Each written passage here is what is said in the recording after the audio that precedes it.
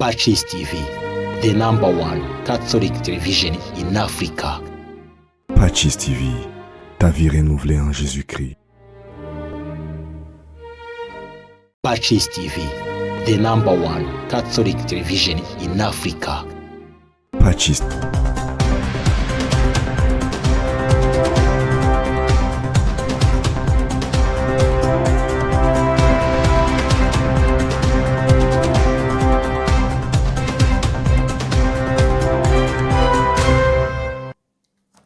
Hello and welcome back on PACIS TV English News, African #1 Catholic television.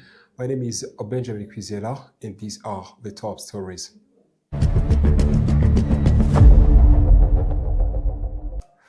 His Excellency the President of the Republic of Rwanda, Paul Kagame, has received the outgoing ambassador of the European Union to Rwanda, Belén Calvo-Uyara, as she concludes her diplomatic mission in the country.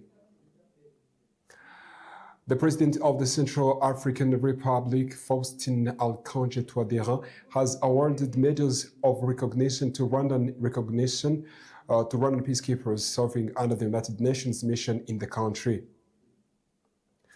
Local authorities in Nyaruguru district, together with investors already operating in the area, particularly those in the hospitality sector, are calling on more investors to seize opportunities in developing quality accommodation. In international news, Ukraine has announced a major shakeup in its military leadership, with the President Volodymyr Zelensky dismissing country's top army commander. Welcome back to our news in detail. This is the news brought to you in partnership with the Credo Hotel, located in Huye district, southern province of Rwanda. His Excellency, the President of the Republic of Rwanda, Paul Kagame, has received the outgoing ambassador of European Union to Rwanda, Belén Calvo-Uyara, as she concludes her diplomatic mission in the country. More report. President Paul Kagame has received the outgoing ambassador of the European Union in Rwanda, Belén Calvo-Uyara, as she concludes her diplomatic mission in the country. The meeting took place on the 21st of July 2026 at Village Rugwiro, where the two leaders held discussions focusing on progress made in strengthening cooperation between Rwanda and the European Union across multiple sectors. According to a statement shared by the Office of the President, the discussions highlighted the long-standing partnership between Rwanda and the EU, with particular emphasis on achievements in key areas such as vaccine manufacturing, peace-building initiatives, mineral cooperation, environmental protection, investment, and education. During her tenure, Ambassador Calvo-Uyara played a significant role in advancing bilateral relations, contributing to initiatives aimed at fostering sustainable development and economic growth. Her leadership helped reinforce collaboration in programs designed to improve livelihoods and support Rwanda's development agenda. The European Union remains one of the Rwanda's key development partners, working closely with government in areas including governance, economic development, climate action, and social transformation.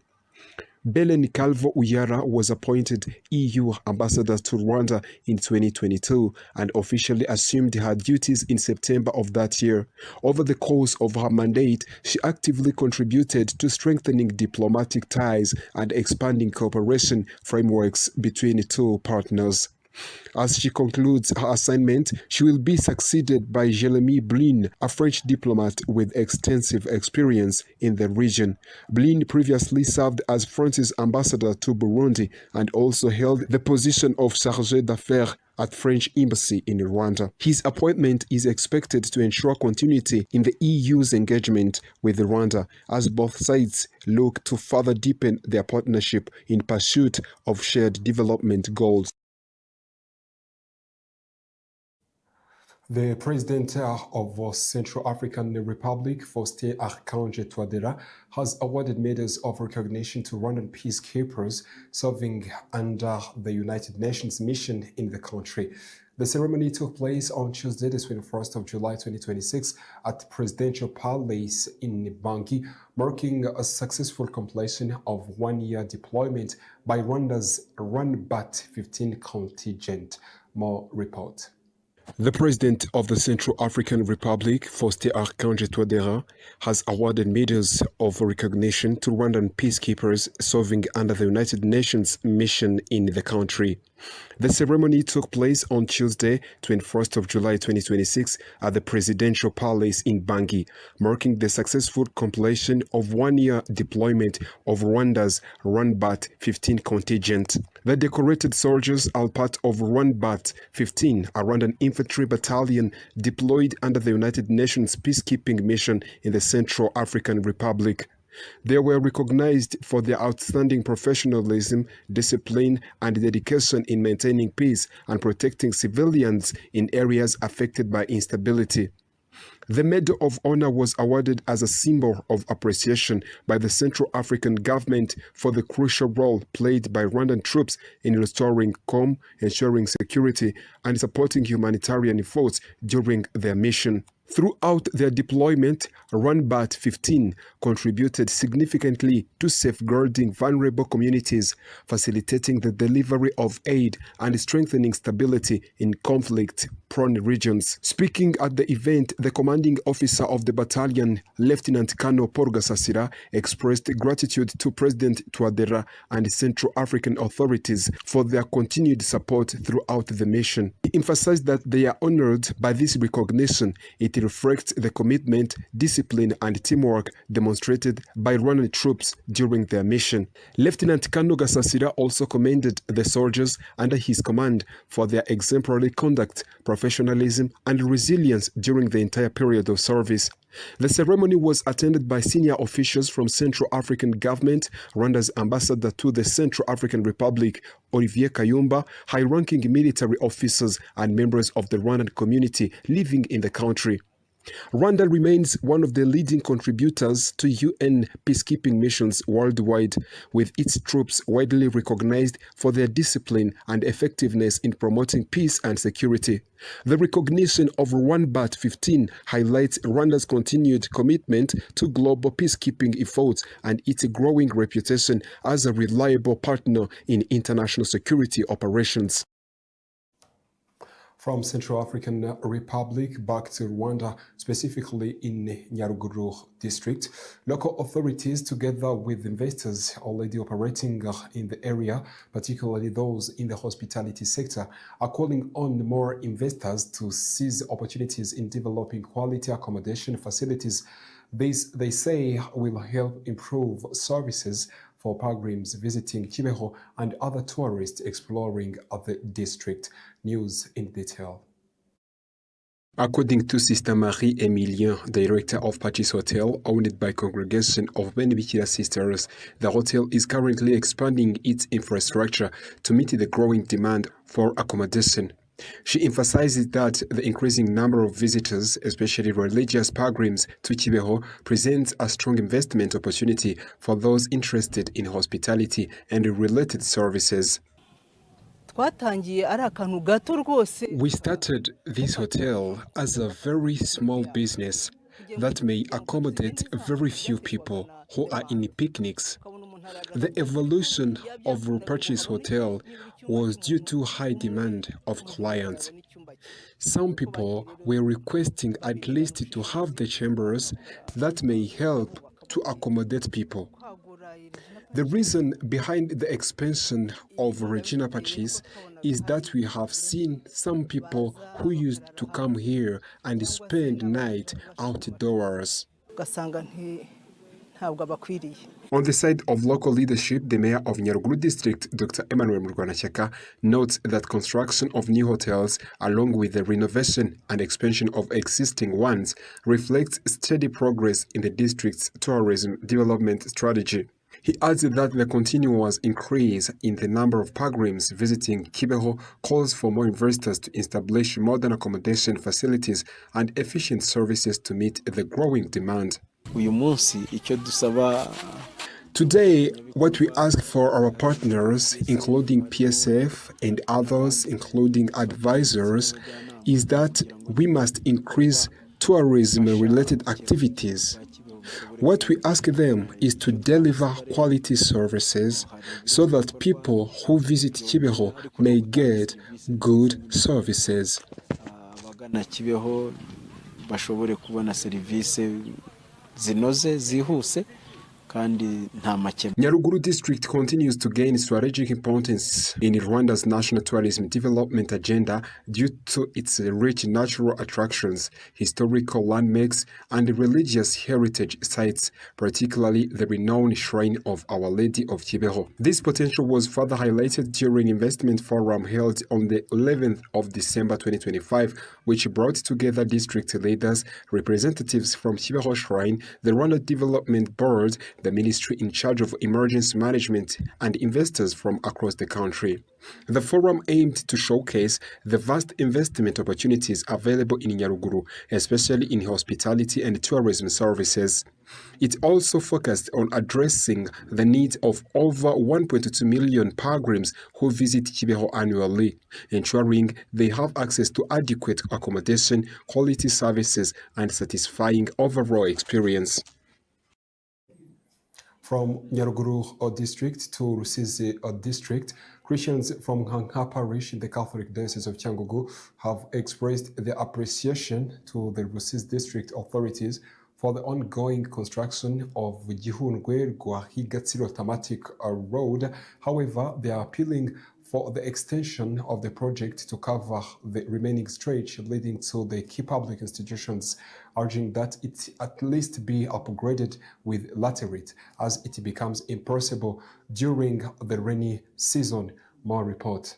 Christians from Nkanga parish in Catholic Diocese of Cyangugu have expressed their appreciation to Rusizi district authorities for the ongoing construction of RW'IGITANGAZAMAKURU tarmac road. However, they are appealing of the extension of the project to cover the remaining stretch leading to key public institutions, urging that it at least be upgraded with the laterite as it becomes impassable during the rainy season.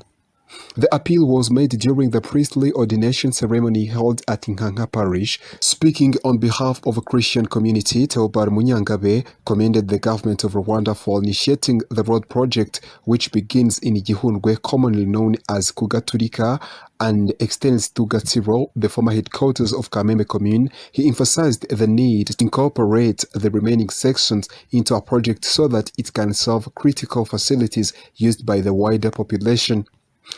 Residents highlighted that the unpaved section, approximately 1 kilometer long, remains a major challenge. It disconnects the main tarmac road from essential infrastructure including the Nkanga Genocide Memorial Site, Nkanga Health Center, the Nkanga Sector Office, 2 secondary schools, and Nkanga Parish itself. During the rainy season, the road deteriorates significantly, making it extremely difficult to use, especially for vehicles transporting patients in need of urgent medical care. In a response to these concerns, the Executive Secretary of Nkanga Sector, Gervais Nivuguruzwa, acknowledged that the issue is under discussion among relevant authorities. He expressed optimism that a solution will be found in the near future, adding that the willingness of residents and the Christian community to support the initiative will play a crucial role in accelerating progress. Construction of RW'IGITANGAZAMAKURU Road began in March 2024 with an estimated cost exceeding 4.8 billion Rwandan francs. Although the project experienced delays due to various challenges, construction activities have since resumed. The section leading to the Nkanga Sector Office, Schools and Health Center was not included in the first phase as it was not part of the original route. A second phase is planned which will extend the road toward Busekanga and the port, facilitating travel to Ngombo Island. Well, and that's all for local stories tonight. But before we continue with the international news, let's go to the short commercial break.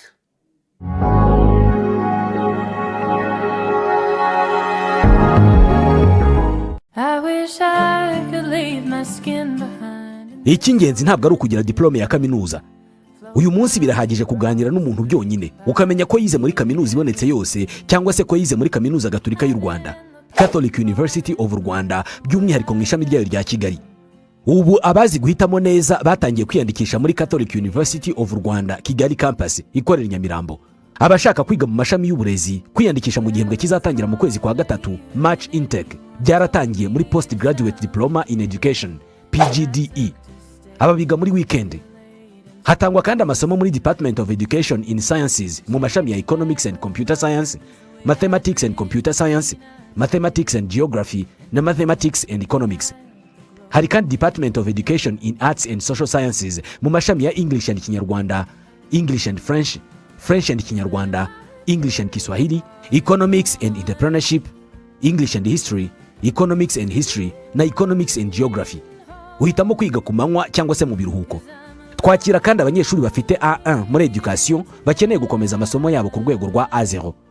Iyandikisha unyuze kuri wa@CUR.AC.RW. Wanahamagara cyangwa ukandika ubutumwa kuri 07 83 18 86 26 cyangwa 07 33 21 46 78 cyangwa none 07 88 52 41 98. Wanandika email kuri curkigalikampus@gmail.com. The only way to being found is getting lost. Babivuze ukuri kuwiza imyuga acukubiri n'ubushomeri maze agatangira gukirigita ifaranga. Mu ishuri umushumba mwiza TSS niho honyine wakwiga imyuga ku rwego rwa AD irimo guteka ibizwi nka Food and Beverage Operations, ubudozi cyangwa Fashion Design. Abashaka kandi kwiga by'igihe gito namwe twabatekerejeho kuko tubigisha gutunganya imisatsi, ubutetsi n'amahoteli. Ushobora no kwiga mu mezi 3, 6 cyangwa umwaka, ndetse n'ishami ry'ubuhinzi no gutunganya umusaruro. Nimutugane. Umuryango umushumba mwiza kandi ubafitiye n'ishuri ribanza ry'ikitegerezo rya Ecole Saint Agnes guhera mu y'inshuke kugeza usoje abanza. Ngwino wandikisha umwana wawe hakiri kare kuko twatangiye kwandikisha abashaka gutangirana n'umwaka w'amashuri mu kwezi kwa 9. Ishuri umushumba mwiza TSS na Ecole Saint Agnes aherereye i Remera mu Giporoso ahazwi nko ku Cyamitsingi. Ku bindi bisobanuro wahamagara kuri nimero mubona kuri ekara zanyu. Bakera rugendo namwe bashyitsi mugenda mu karere ka Muhanga no mu tundi turere two mu ntara y'Amajyepfo n'intara y'Iburengerazuba, namwe mwese mukeneye serivisi za hotel ni muze nimugera mu mujyi wa Muhanga mukomeze gato. Nimugera i Kabgayi murahasanga hotel yiteguye kubakirana urugwiro. Iyo nta yindi ni Hotel Saint Andre Kabgayi. Hotel Saint Andre Kabgayi tugufitiye serivisi zitandukanye za bar na restaurant kandi zitanga ubuhanga n'icyubahiro ku mukiriya utugana. Tubafitiye kandi imikino itandukanye ifasha abatugana kuruhuka nka piscine wogera mu karuka mu mutwe, imyicungo igezweho abana bidagaduriramo bagataha banezerewe, tennis na table game bakunze kwita biyari, igisoro ndetse na volley yo ku mucanga bakunze kwita beach volley mukunda muri benshi nayo nitwayibagiwe. Ikindi nuko muri Hotel Saint Andre Kabgayi twakira inama zitandukanye kuko tubafitiye ibyumba byiza by'inama utasanga ahandi byaba bito ndetse n'ibishobora kwakira abantu benshi, ariko by'akarusho tukaba tubafasha no gukora inama mukoresheje ikoranabuhanga mu gihe mutari kumwe mu cyumba. Kubifuza serivisi za catering Hotel Saint Andre Kabgayi, amafunguro n'ibinyobwa tubibagerezaho ku gihe. Tubafitiye ibyumba byiza byagutse biri mu byiciro bitandukanye harimo n'ibyo bakunze kwita suite mu ndimi z'amahanga, ndetse byose ukaba ubibona ku giciro cyiza. Muri make ugeze muri Hotel Saint Andre Kabgayi ahora yifuza kugaruka kubera uburyo yakiranwe ubwuzu n'icyubahiro bitasanga ahandi, kuko serivisi tuzitanga kinyamwuga kandi zishingiye ku ndangagaciro za kizizi. Ku bindi bisobanuro waduhamagara kuri telefone ziri kuri ekara yawe cyangwa ukatwandikira unyuze ku mbuga nkoranyambaga zacu zitandukanye. Hotel Saint Andre Kabgayi, imfura mu mahoteli mu gutanga serivisi nziza inoze kandi ku gihe. Yemwe yashuri bose bashaka ni College Fondation Sina Gerard. Mama we. Iri ni ishuri ribumbatiye icyerekezo cy'u Rwanda twifuza kuko ritanga uburezi buhamye mu mashuri y'inshuke, abanza, icyiciro rusange ndetse n'amashami y'imyuga n'ubumenyingiro mu buhinzi, ubworozi, food processing, ubwubatsi, ubukanishi bw'ibinyabiziga, fashion design, gutunganya imisatsi, ububaji n'ubusuderi. hari n'amasomo y'igihe gito short courses mu mashami yavuzwe haruguru aherekezwa na practice zihagije kuko abanyeshuri bigira mu nganda za Sina Gerard International Football Academy yigisha abana guhera ku myaka 6 gucunga ruhago sawa atletism, imbyino nyarwanda no kwiga amategeko y'umuhanda no gutwara ibinyabiziga nabyo biri mu nyongera y'amasomo. Abana biga amashuri y'incuke n'abanza basoza ibyo byiciro bose bazi gutwara igare. Umwana wa segonderi we atahana uruhusa rwo gutwara ibinyabiziga. Witinda kwandikisha umwana ku ishuri kuri Nyirangarama cyangwa ku mashami ya Sina Gerard Entreprise Urwibutso hose mu gihugu. Ku bindi busobanuro hamagara 0788555123 cyangwa 0788355999. Collège Fondation Sina Gerard. Twubaka ubukungu bushingiye ku bumenyi. Ni murikagurisha mpuzamahanga. PSF yateguye imurikagurisha mpuzamahanga ku nshuro ya 29 rizabera i Gikondo mu mujyi wa Kigali kuva ku itariki ya 28 Nyakanga kugeza ku ya 17 Kanama 2026. Ibihugu bigera kuri 20 byose bizaba biri mu rw'imisozi igihumbi. Buri gicuruzwa, service cyangwa kwidagadura wifuza byose bizaba bihari. Imiryango izaba ifunguye buri munsi guhera saa 3 za mu gitondo kugera saa 4 z'ijoro. Kubifuza kumurika ibyo bakora nababwira iki? Imiryango irafunguye. Hamagara 0785 imurikagurisha mpuzamahanga Expo uritegurirwa n'urugaga rw'abikorera PSF ifatanyije na Minisiteri y'Ubucuruzi n'Inganda Minicom.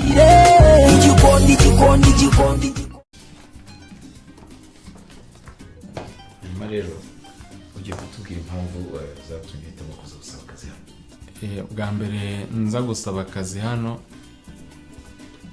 nari nabitekerejeho, mbabarire.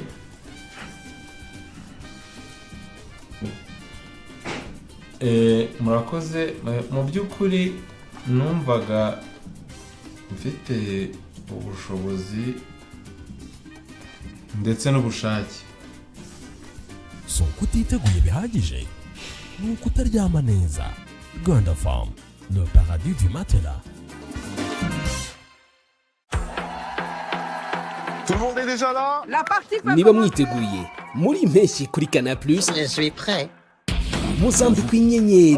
Je veux de la magie. Accrochez-vous, ça va être une dinguerie. Affaire zigiye kuba serious. Elle est sérieuse? Il est sérieux? Nubwo hari abo bigora kuba serieux. Ces gars sont des prix Nobel de la bêtise. Ikindi tubijeje ni urukundo rwa rundi rw'agatima k'indani n'urw'igari wa. Ni muri senisha yitwa Rigo mu Kinyarwanda kuri Zacu TV. Hanyuma izina ryanje gute? Ntukikwe n'iminsi 7 y'inyongera igihe uguze abonnement indi itarashira. Muri Nyakanga n'uburyohe kuri Canal+.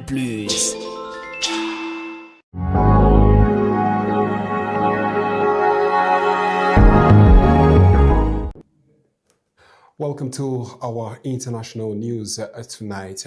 India is witnessing a growing wave of protest led mainly by young people, spreading across major cities and putting pressure on the government. The demonstrations are largely driven by anger over alleged exam leaks and wider concerns about unemployment and governance that is taking place from different areas in India. News in details. Are largely driven by anger over alleged exam leaks and wider concerns about employment and governance. Thousands of students have taken to the streets in the cities including New Delhi, Mumbai and Bangalore, protesting what they describe as corruption and unfairness in the country's examination system. At the center of the unrest is a scandal involving leaked medical insurance exam papers, which reportedly affected nearly 2 million candidates. Protests have at times turned violent, with clashes between demonstrators and police. Authorities have responded with tear gas and baton charges, leaving dozens injured. Security has also been tightened in the capital city, with some metro stations closed and largely gatherings restricted to prevent escalation. The movement, largely driven by young people and amplified through social media, has gained nationwide attention. A youth-led group known as the Cockroach Movement has emerged as a symbol of resistance, demanding accountability and reforms. Many protesters say the issue goes beyond exams, pointing to deeper frustrations over job shortages and limited opportunities for young graduates. Protesters are calling for resignation of the country's education minister and stronger measures to prevent future exam leaks. The protests have also spilled into politics, with opposition leaders joining demonstrations and disrupting parliamentary sessions in solidarity with the students. Meanwhile, the government has urged dialogue and promised reforms, but has so far resisted calls for resignation. Adding to the pressure, activist Sonam Wangchuk has staged a hunger strike in support of the protesters, further drawing attention to the movement. As protests continue, analysts warn that this youth-led movement could evolve into a broader challenge to the government if key demands are not addressed. For now, tensions remain high across India, with both sides standing firm. The coming days will be crucial in determining whether dialogue can ease the crisis or whether protest will intensify further. From India to Ukraine. Ukraine has announced a major shake-up in its military leadership, with the President Volodymyr Zelensky dismissing the country's top army commander following days of public protests and growing criticism over the handling of the war with Russia. News in detail. Ukraine has announced a major shakeup in its military leadership, with President Volodymyr Zelensky dismissing country's top army commander following days of public protests and growing criticism over handling the war with Russia. Thousands of demonstrators, including soldiers and veterans, took to the streets across Ukraine, demanding accountability and reforms within the armed forces. Protesters accused the military leadership of outdated strategies and a high casualty rate on the battlefield. In response to mounting pressure, President Zelensky dismissed Commander-in-Chief General Oleksandr Syrskyi, a veteran military leader who had played a key role in major battles earlier in the war. He has been replaced by Major General Mikhailo Delapati, a younger and reform-oriented commander widely seen as part of a new generation of military leadership. Delapati is known for his frontline experience and efforts to modernize Ukraine's armed forces. The decision comes amid a broader political crisis and government reshuffle, with tensions rising over the direction of Ukraine's war strategy and defensive reforms. Analysts say the move reflects both public pressure and the urgent need to adapt the evolving battlefield. In a statement, President Zelensky emphasized the need for renewal leadership to strengthen Ukraine's military performance and improve coordination, procurement, and defense systems. While the former commander was praised for his role in defending Kiev and other key regions, critics argued that his leadership relied on costly tactics that resulted in significant losses, fueling public dissatisfaction. The appointment of Delapati signals a shift toward modernizations and reform as Ukraine continues to face intense pressure on the front lines in its ongoing war with Russia. As the conflict continues, all eyes are now on the new military leadership and whether these changes will translate into stronger performance on the battlefield and renewed public confidence. Well, and that story from Ukraine takes us to an end of our news edition tonight. But before we close, let's go back to the top stories. His Excellency, the President of the Republic of Rwanda, Paul Kagame, has received the outgoing ambassador of the European Union to Rwanda, Belen Calvo-Uyera, as she concludes her diplomatic mission in the country. The President of Central African Republic, Faustin Archange Touadéra, has awarded medals of recognition to Rwandan peacekeepers serving under the United Nations mission in the country. In Nyaruguru district, local authorities, together with investors already operating in the area, particularly those in the hospitality sector, are calling on more investors to seize opportunities in developing quality accommodation facilities. In international news, Ukraine has announced a major shake-up in its military leadership, with the President Volodymyr Zelensky dismissing the country's top army commander. Well, it was a very huge privilege to be with you tonight, and thank you once again for choosing PACIS TV. My name is Benjamin Kwizera, and I wish you a very fantastic night.